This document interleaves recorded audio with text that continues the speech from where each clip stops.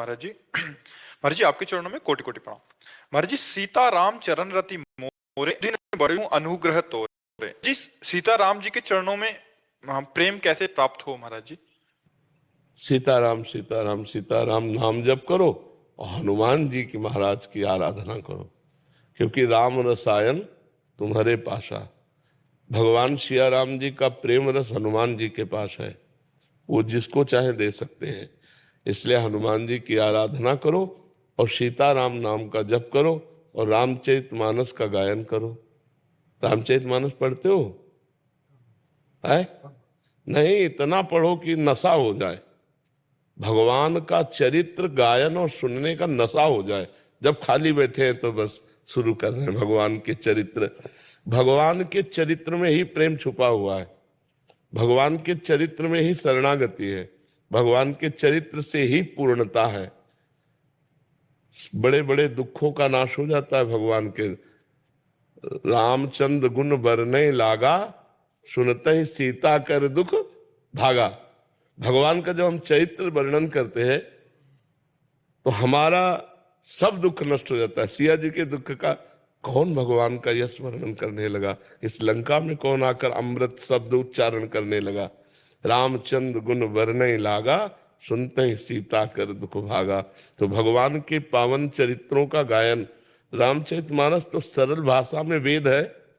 हर सिद्धांत, हर चाहे भक्ति, सांख्य योग, कर्मयोग, व्यवहार, धर्म, सब कुछ रामचरितमानस में विराजमान है।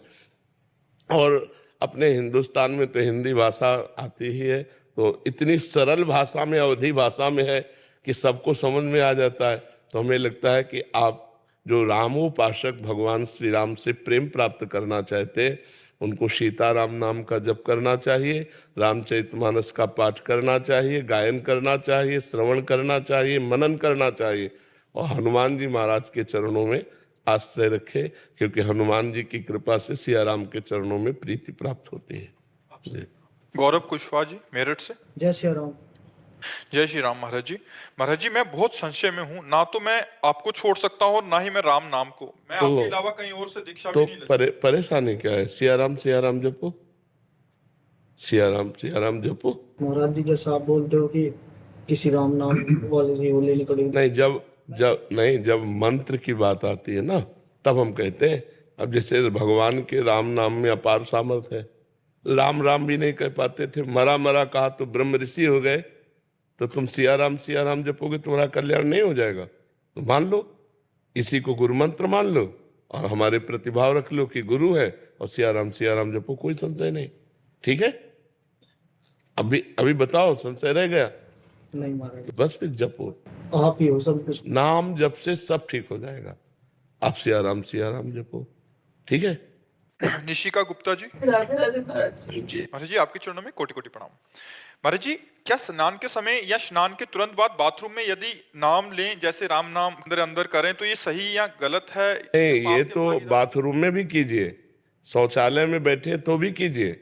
मंत्र निषेध है, नाम निषेध नहीं है। जैसे हम नाम जप कर रहे हैं ना, तो अब शौचालय में बैठ के ऐसे तो नहीं जपेंगे राम राम राम राम, ऐसे जपेंगे।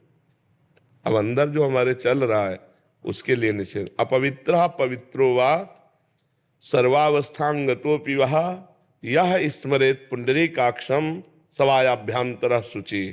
अपवित्र हो या पवित्र हो, किसी भी अवस्था में हो, जो कमल नयन भगवान श्री हरि का स्मरण करता है, वो अंदर बाहर से परम पवित्र हो जाता है।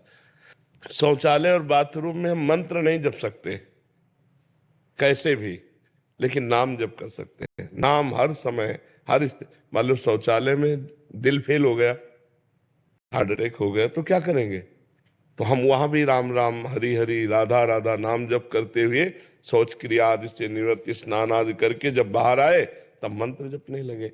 बाथरूम में अंदर अपवित्र दशा में नाम और पवित्र अवस्था में मंत्र जपने लगे। स्त्रोत आदि कुछ पाठ कर सकते हैं महाराज जी? स्त्रोत आदि कुछ पाठ कर सकते हैं? नहीं, आवाज नहीं, मौन। स्नान करते समय? स्नान करते समय यमुनाष्टक है, गंगाष्टक है, ऐसे पवित्र अष्टक का पाठ किया जा सकता है।